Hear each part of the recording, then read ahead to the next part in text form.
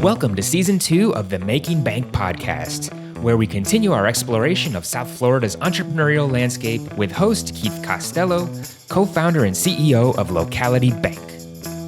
Sit back, relax, and let South Florida visionaries guide you on an entrepreneurial journey from tribulation to triumph, sharing the very stories that have shaped them.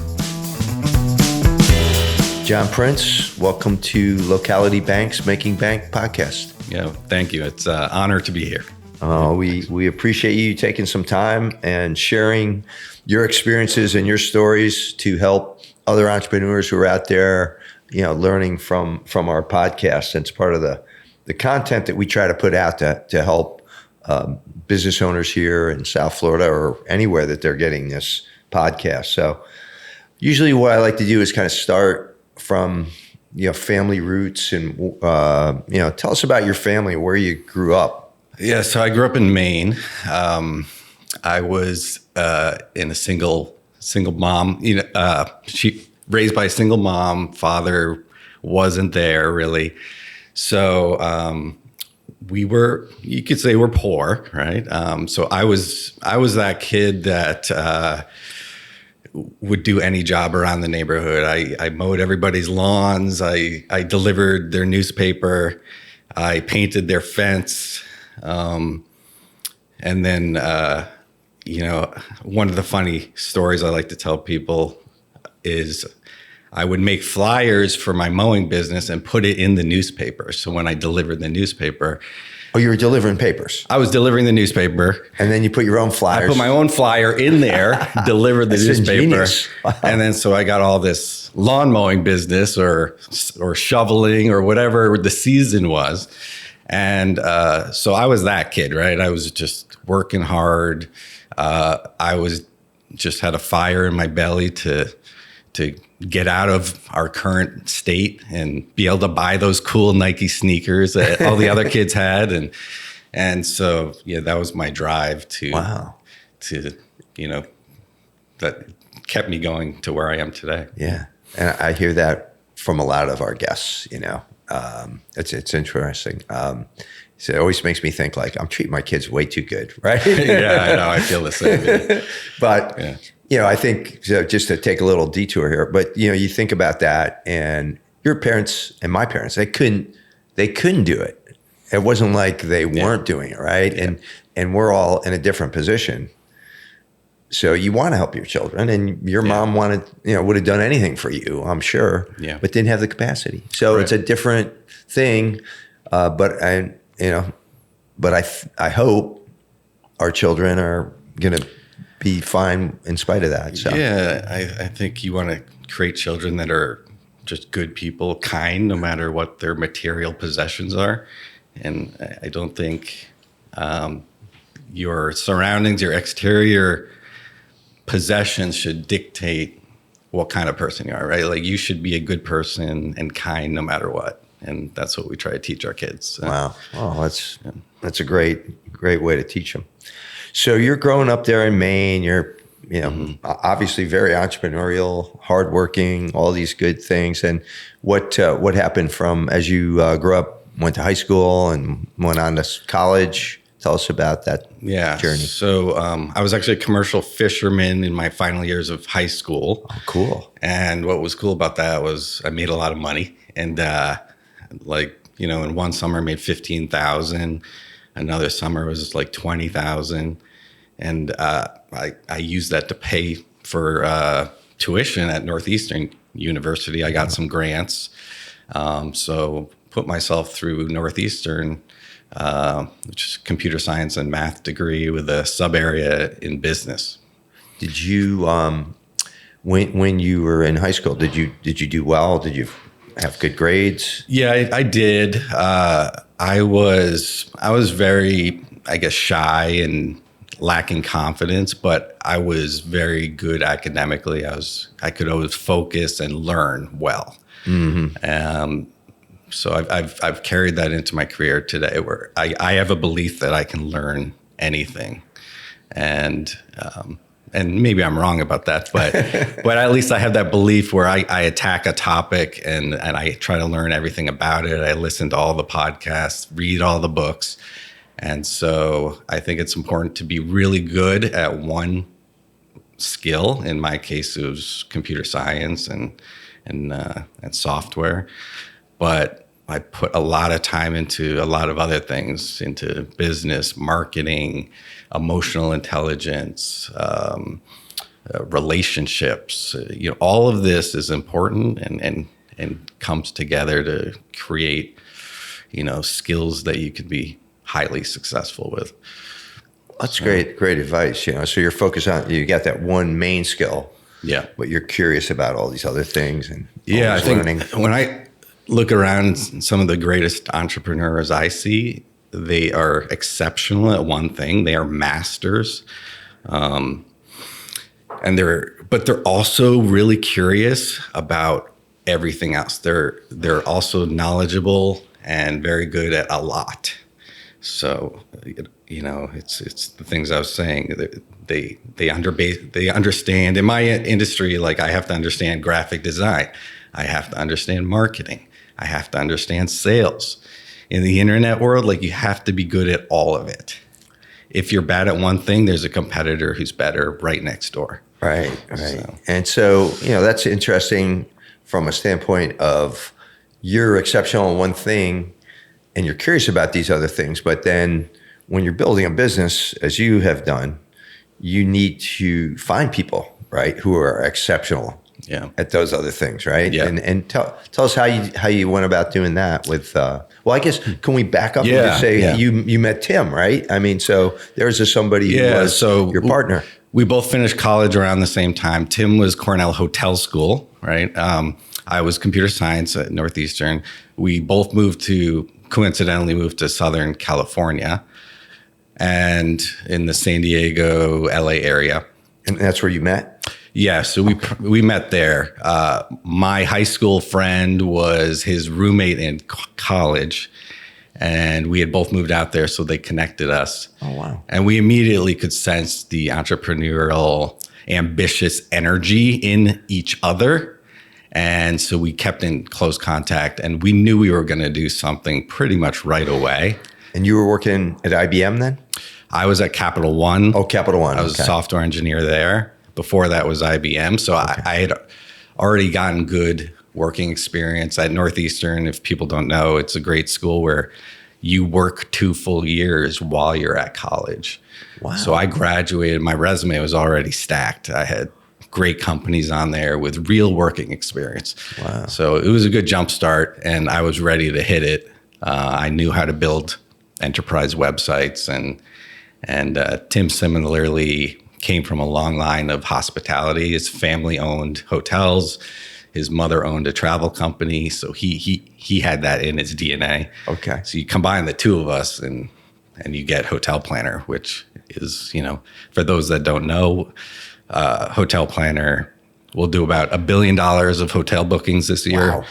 And we specialize in hotel discounts for closed user groups, which ranges from group bookings to private hotel booking sites that we do for customers, and we have a gig-based call center. So all these like creative ways to make hotel bookings.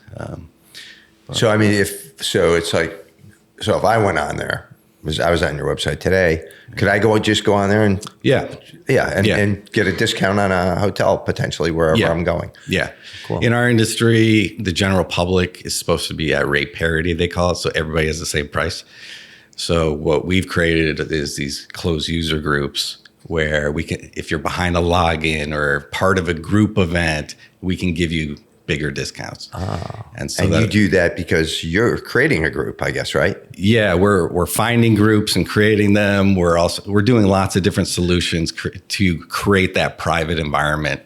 If you call us up, we can give you a better deal.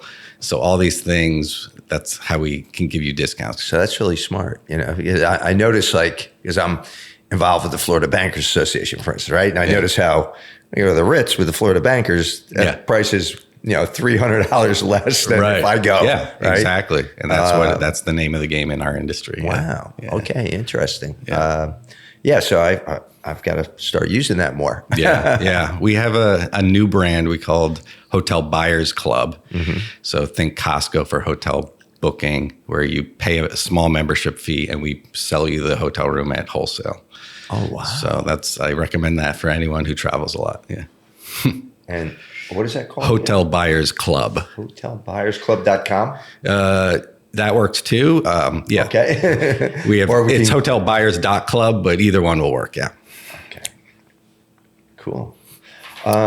So you and Tim get together in San Diego, and then how does Hotel Planner start from that?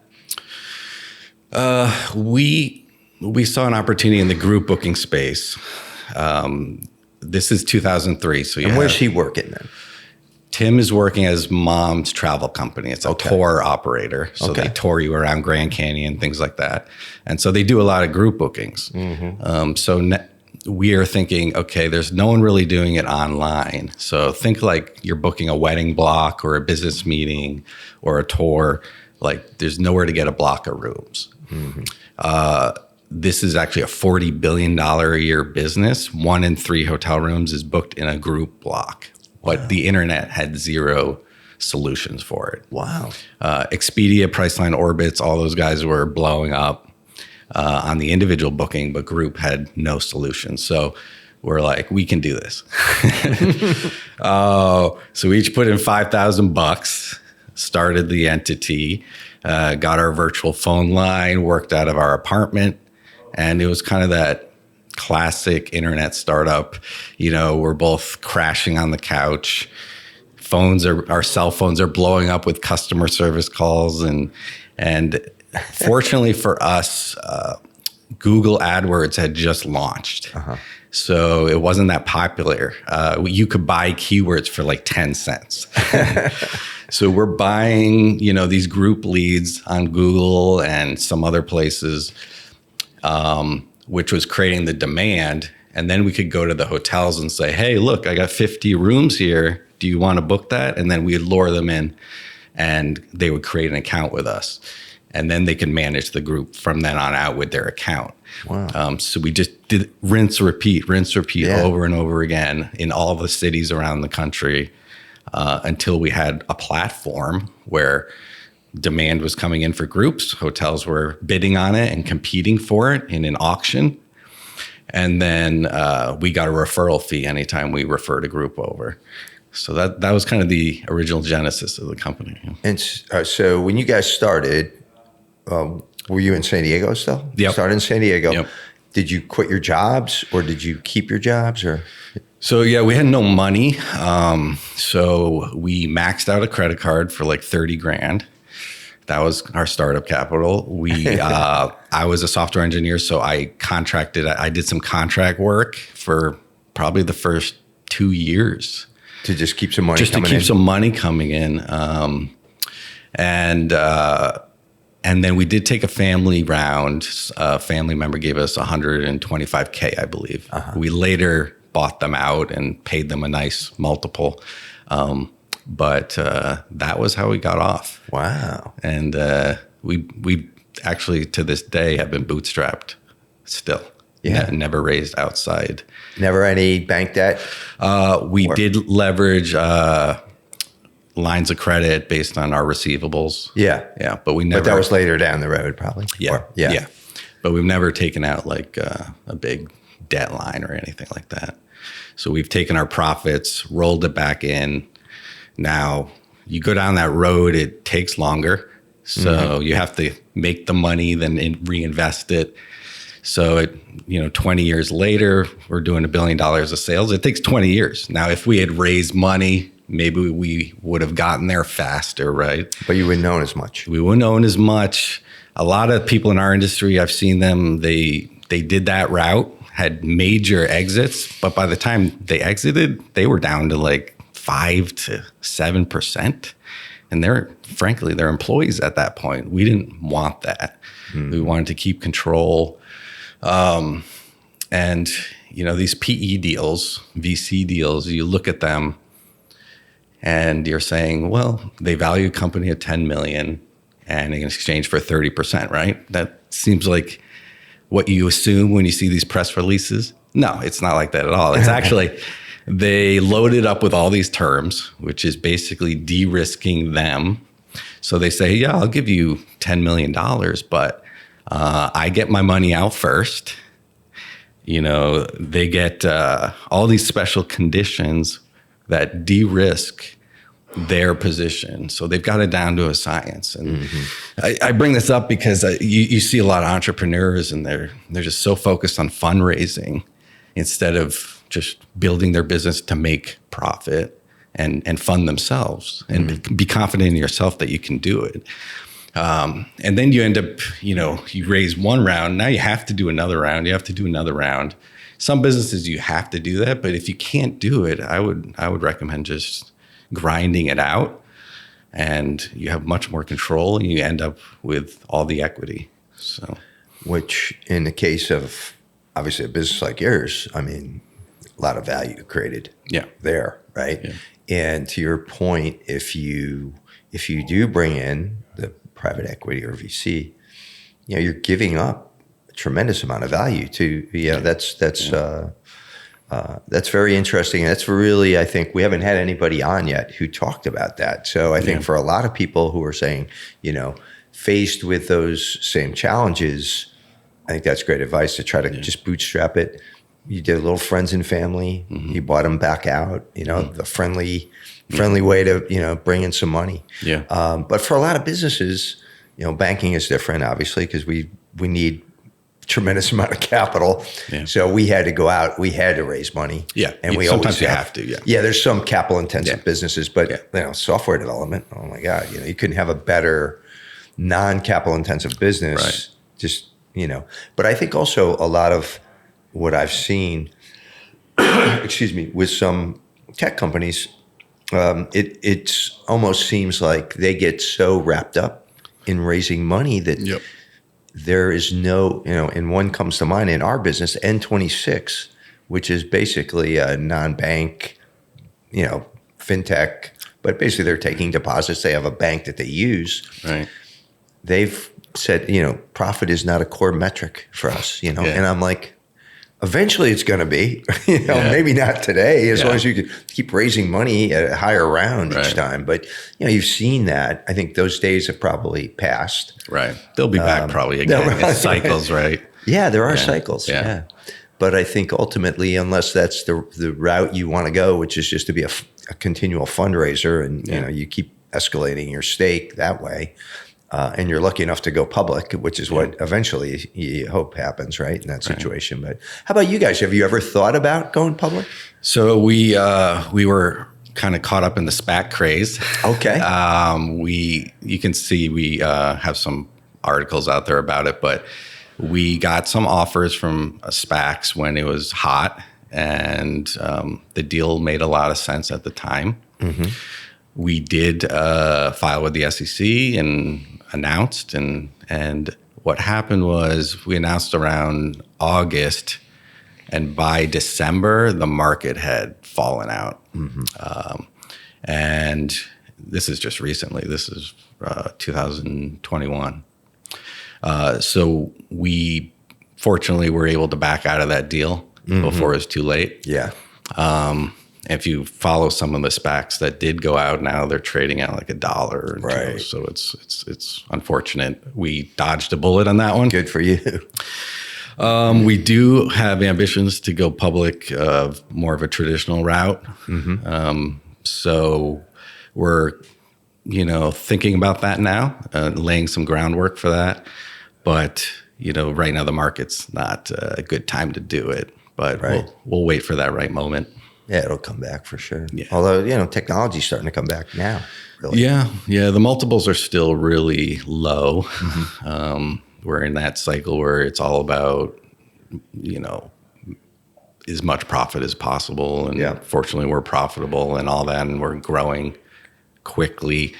But the multiples are still pretty low. So, in terms of being able to continue to grow and things, you've got enough cash flow to continue your growth? Yeah, we do. We could obviously grow faster with more cash.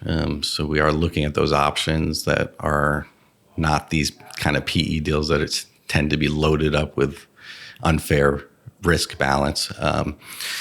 So yeah, we're just weighing options, and in the meantime, we're just going to keep growing and doing our thing and kicking butt. Yeah. That's And how what we many do best. employees do you have? Yeah.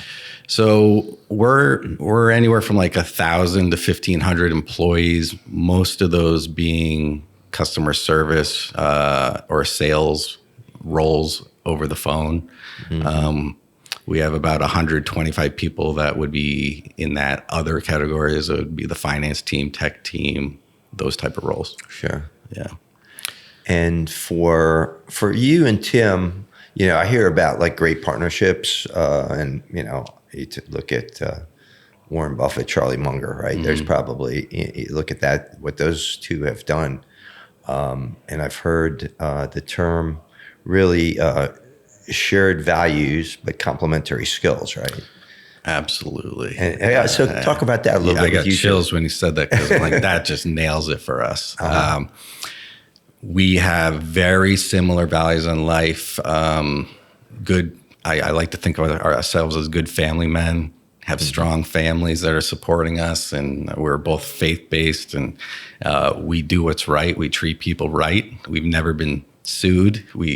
Because we just we treat our partners right, we treat our employees right. We've had some disputes and stuff, but overall we play it straight and work hard every day, and our values are 100% aligned. We rarely disagree on a business decision. Very unusual. We'll get in our little tiffs just like any family would, right? But ultimately, our goals and the way we think about business is right on. Now, we also, like you said, complement each other perfectly. Our employees just say it all the time. We're yin and yang, right? Like he is an extrovert, well-spoken, just like he's kind of the face of the company and does all these public speaking events, and I'm more of like introvert, in the grind, working. I'm more operational. I'm overseeing the product and innovation. I guess you could say he's more sales. I'm more like execution. So I don't know. There's many different ways you can look at it, but we're definitely yin and yang, and it works well for us. Yeah.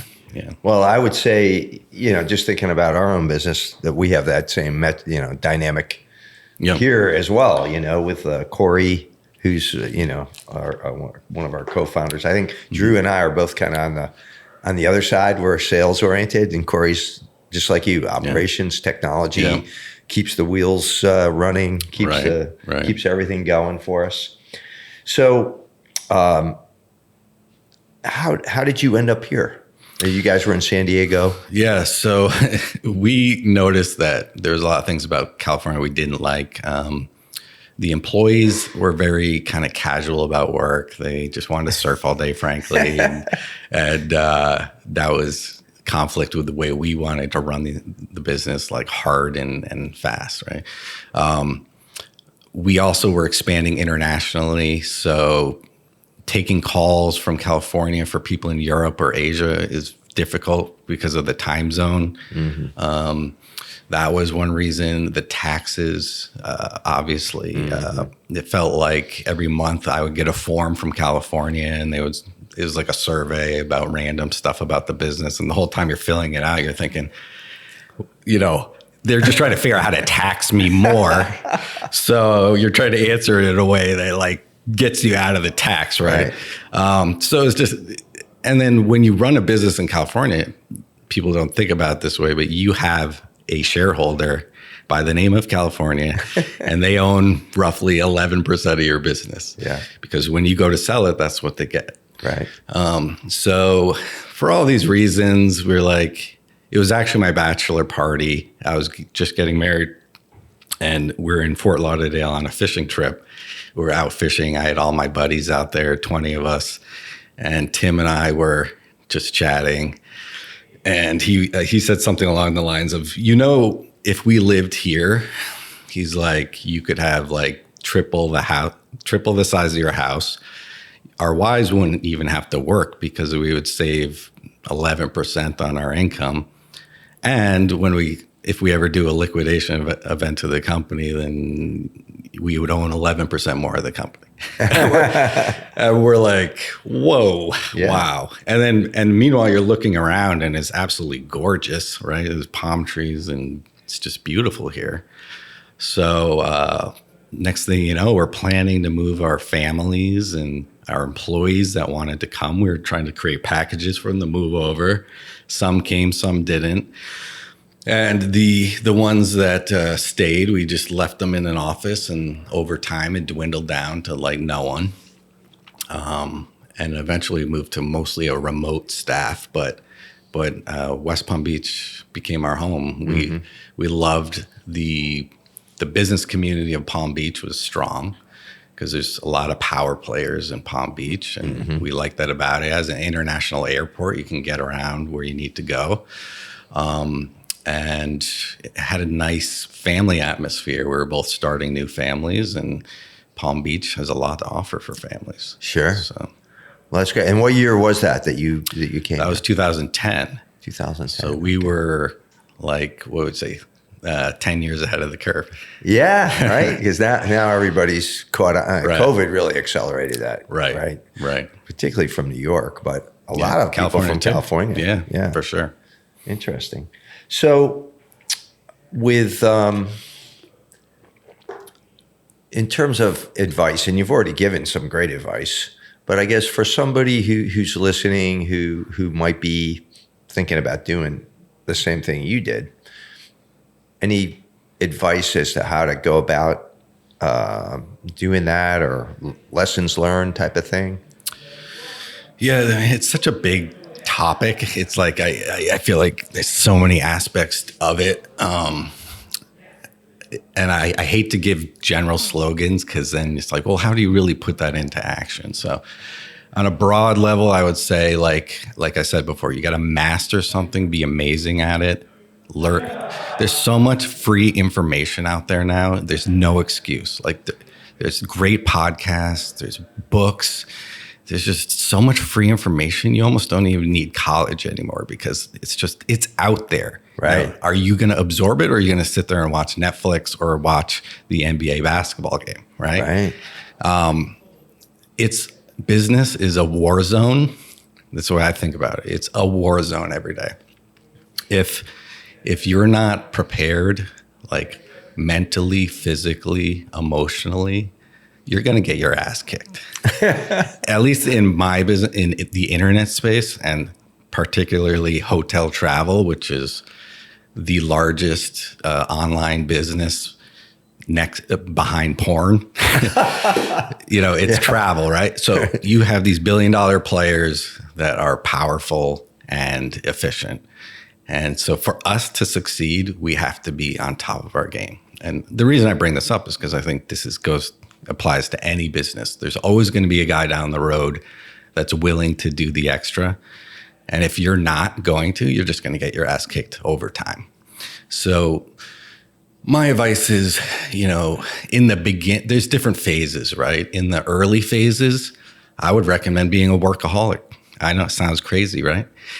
It has a negative connotation to it. But I'm saying if you want to really make that business succeed, you have to give everything to it. Your relationships may suffer for a little while. And that's not forever. I'm saying the first few years, then you can start delegating.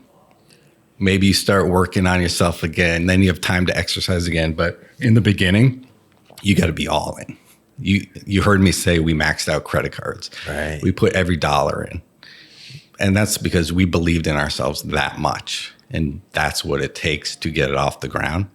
And how many? So how many hours are you working at that time when you and Tim are getting started? Like, nonstop. I mean, plus nonstop. You're doing other contract work. Well, yeah. If you add in the contract work, I remember working myself literally to a breakdown point where I sat in the car and cried. To be honest, wow. That's how hard we were working. So, wow. and Tim was working that hard as well. Yeah. Tim was eating cookies and for meals because we were just didn't have time to sit and have a proper meal. Like, so that's what it took in the beginning. Yeah. Then you go into a phase where you can delegate. You got to be smarter. You got to be more of a leader, enable other smart people to do the things you do. Mm-hmm. And for me, that was hard to delegate. It took me many years to master that. But ultimately, you have to be good at a lot. Like I said, you have to master your mind. Your mind can be one of your worst enemies, because you wake up and there's going to be bad stuff happening in your business, and you have to turn that into fuel. Instead of saying, oh, man, this is just sucks. You have to say, use that as fuel to execute the solution. I have a belief there's always a solution. And so you have to start with that. Like anything that happens in your business, there's a solution for it. You just have to find it. So bad things are an opportunity to get to the solution. There's a book called The Obstacle is the Way. Yeah, Ryan Holiday. That's what Great book. So I'm talking about Yeah. It's not an obstacle, it's an opportunity to get better. So the obstacle is how you get there. So it's that mindset is how you can take it to the next level. And now I'm in a phase where it's about serving others and enabling others to take the business to the next level without me. So Have you ever heard of a book called The Power of the Subconscious Mind?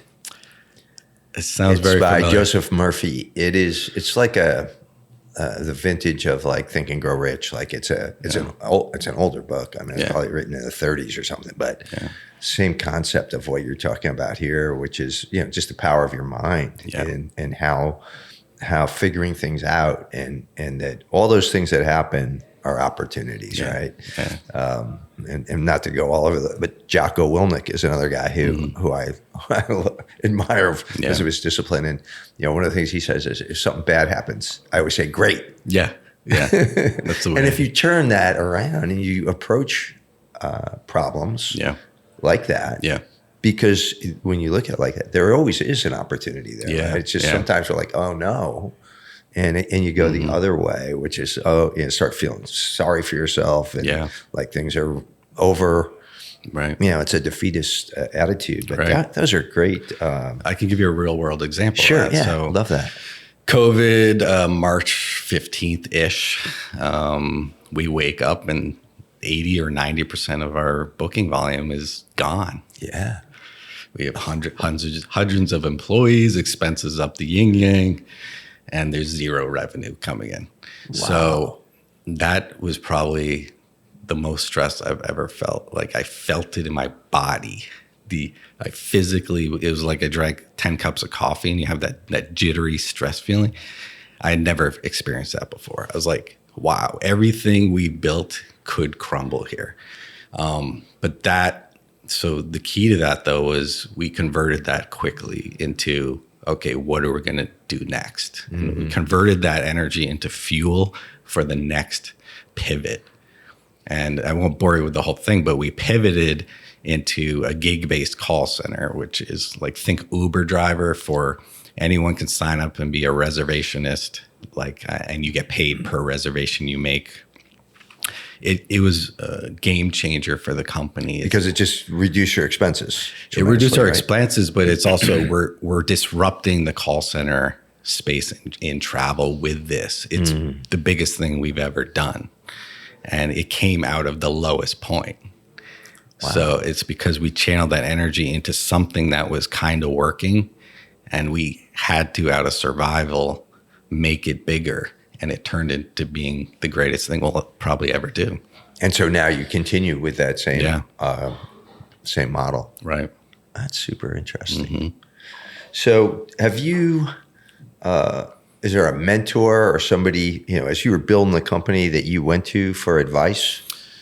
Honestly, I didn't have a lot of mentor people in my life. Like I said, my father wasn't really in the picture.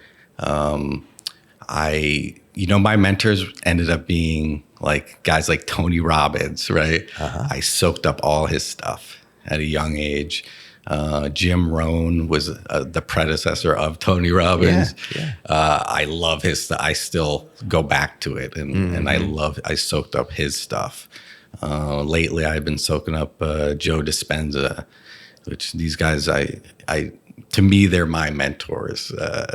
What they speak is my Bible. So. That's really another good piece of advice, because a lot of people don't have a mentor, right? Just like you're saying, you didn't, but all these, Tony Robbins and all these different motivational people are available easily, right? On Spotify or wherever else. Now, wherever else you go. Back in the day, I had to drop $1,500 for Tony Robbins. Right. And now it's like everywhere for free. I mean, there's no excuse now. No, exactly. And I had a lot of great friends and people. Like I'm in the YPO group in Florida, and a lot of amazing business talents I meet there, and so I've had great support systems. And when did you join YPO? About 7 years ago. Okay. Yeah. So and does Tim do that as well? Do you guys? I don't think he does that. No. He's running our European operations in London right now. Okay. So I don't think he ever really got into it. But you found that really valuable. Yeah, for me, I love it. It creates an environment to really reassess yourself and your business constantly. We meet every month and with other like-minded business owners, and we can share ideas. So for me, it's been a great experience. That's great. Yeah, I do Vistage, which is similar. Yeah, right? same thing. But I found it to be, just it's really valuable to have, those other, even though they're all different businesses, right? There's so many different things that are similar, no matter what business you're in, right? People, marketing, you name it, right? Yeah, we're all dealing with the same challenges, whether it's employee issues or your family issues or, life, right? And so it's important, no matter if you're an entrepreneur or to have a support network, a community that you can discuss these things with. Otherwise, you're living in the dark your whole life, and you can't really thrive as if you had other people supporting you. Sure. So, big believer in that. So what's the future look like for you and Tim, your families, and for your company? We're growing at about 70-80% a year clip right now. So we're just trying to keep the wheels on. That's huge. And yeah. Like I said, we tapped into this new growth opportunity, and we're gonna just keep pushing on that. We do have the ambitions to take the company public. And other than that, I think, Tim and I personally were very blessed. We have everything a man could ask for. We both have beautiful families. We have a wonderful company and a lot of great business relationships. Our employees are incredible. And I just can't ask for much more. So we're just going to keep being grateful, thanking our everydays and working hard, just doing what we know how to do. That's great. So even though you're $1 billion company, right, in your market segment, you're up against huge companies that are 100 times your size. Yeah, right? we're small. You're small. Yeah. So how do you? And you were smaller. You're starting from nothing and going against these huge companies. I mean, I'm listening because we're a little bank, right? We're going against, these monster banks, right? Yeah. What's your advice about how you compete with these behemoths out there? So the great thing about being small is you're way faster than them. In our industry, the big travel companies might do a tech release 3 times a year. Mm-hmm. We might do a tech release 3 times a day. Wow. Like I've heard from some partners and stuff that we move faster than anyone they've ever seen. So if you can build a company and culture that innovates and moves faster than everybody else, you're always a step or two ahead.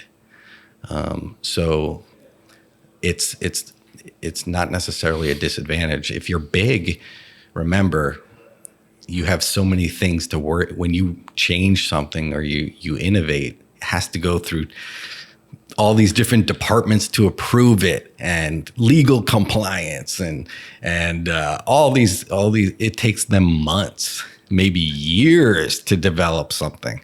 Whereas if you're small, it's you and your partner. It's like, hey, you want to do that? Yeah, cool, let's do it. It's live by the next day. Right. That's a huge advantage, and customers appreciate that.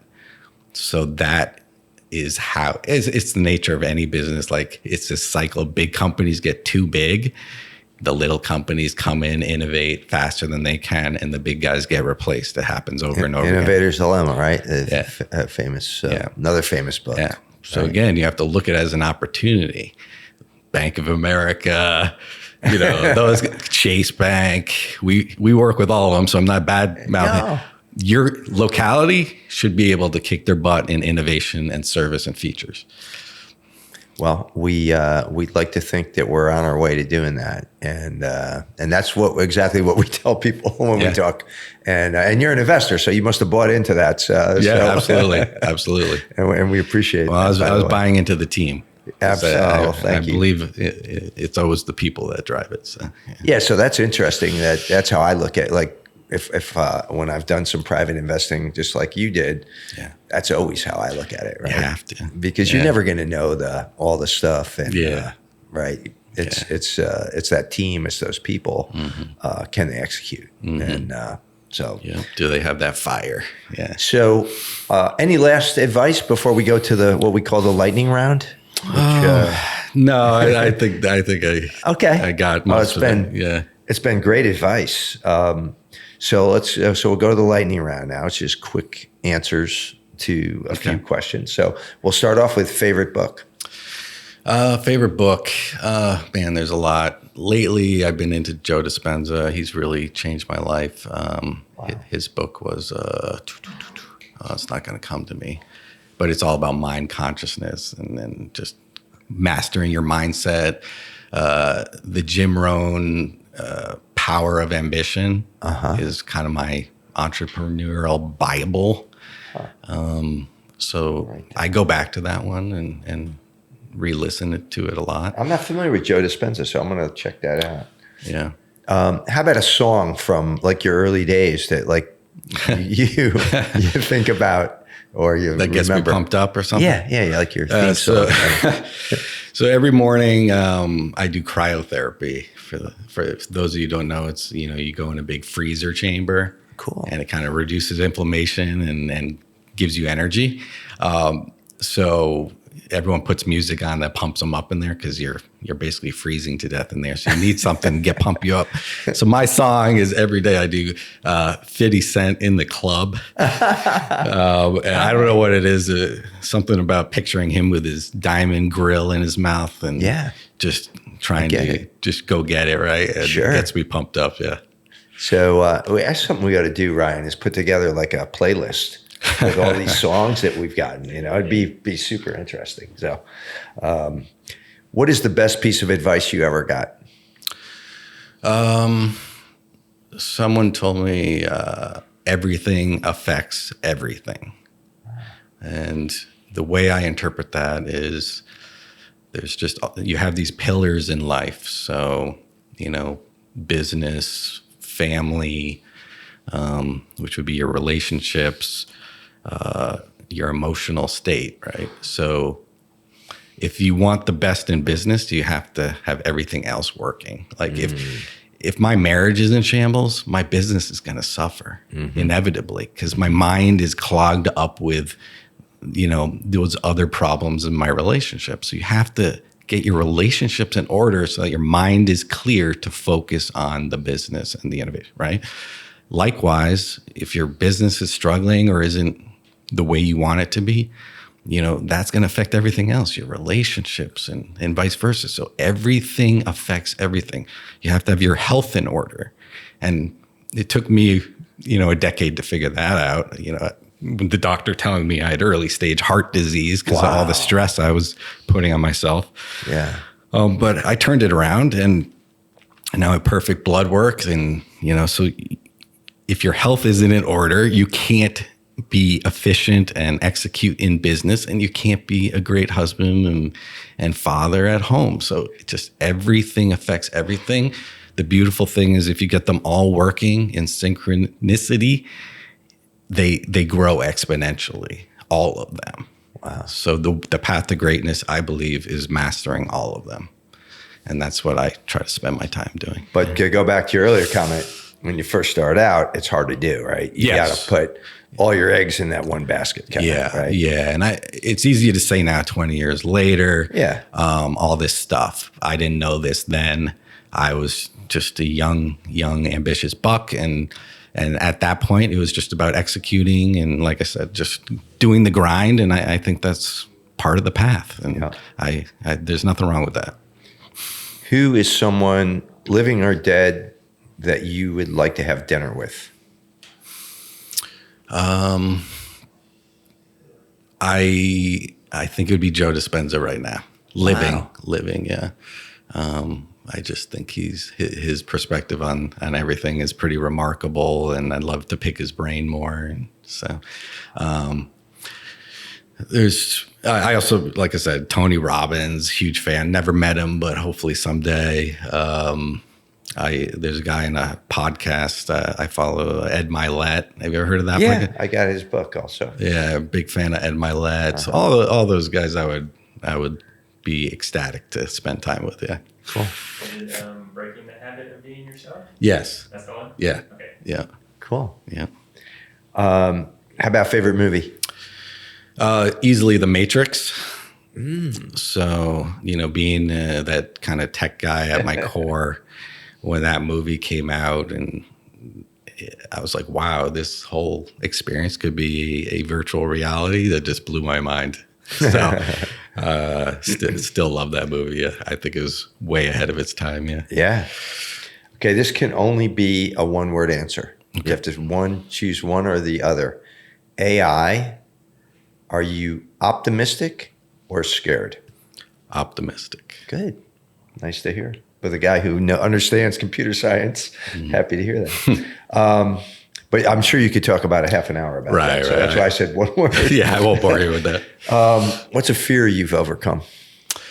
Actually, public speaking. Like I said, when I was a kid, I was deathly afraid of public speaking.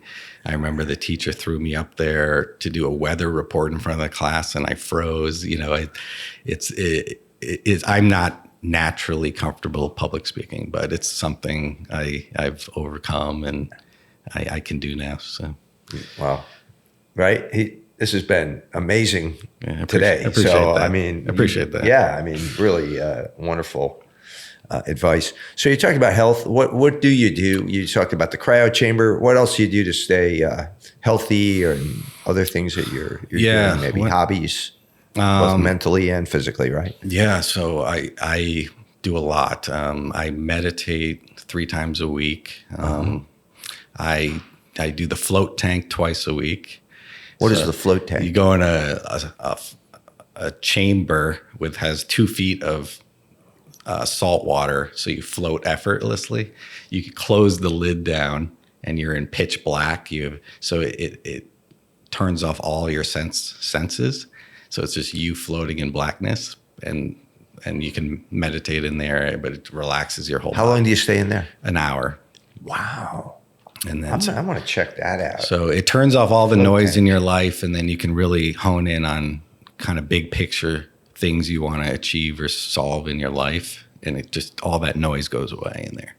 So it's a source of my creativity and innovation, but also it's great for your body. So I do that. I go and I'm really into this stuff. So it may sound over the top, but no, I do hyperbaric chamber once a week. So that's like you go in a chamber and basically you're absorbing oxygen at a high level. A lot of the pro athletes do it for recovery. And then I'm exercising almost every day. And eating right and supplement, all the whole thing. I'm all in on health now. So as opposed to how it used to be, which was unhealthy. Yeah. You got that scare. Yeah. And you went. And that's great. all in. And again, the reason I got there was great podcasts, and anyone who wants a good health podcast, Dr. Hyman has an amazing health podcast. So you're learning how to eat properly. The food system now is a total joke. It's not even real food half the time. So you have to learn how to eat right, and that's a big part of learning what's in food and why it's so bad for you. So, I take all that stuff very seriously now. Great. In terms of gratitude, you mentioned, something. What are you most grateful for?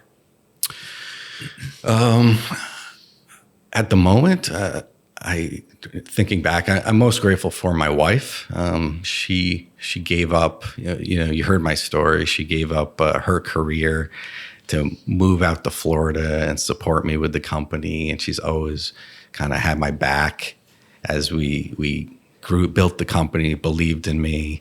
Still to this day, like, she's watching the kids now so I could come down here and do this. Like, she's always had my back. So I'm grateful for a lot, but lately I've been very grateful for what she's given, like, unselfishly to me and our family. So. Oh, that's great. That's great, John. How can people get in touch with you? I would say just email john@hotelplanner.com. Don't write me a long 2-page email, 2 sentences, please. But that's fine. Or I'm on LinkedIn. Yeah. So, okay, great. Yeah. Well, listen, it's been a great conversation today. We appreciate you coming down from Palm Beach, coming down here to the lesser of the counties. In between, we always hear about Broward is like between Miami and Palm Beach, and we're like number 3. But you're like we're happy to have you join us today. Thank you very much. It was my pleasure. Thank you so much. Thanks for tuning in to Locality's Making Bank podcast. Be sure to subscribe on your favorite podcast platform to catch the latest episodes, and visit localitybank.com today to learn more about all the benefits of banking local.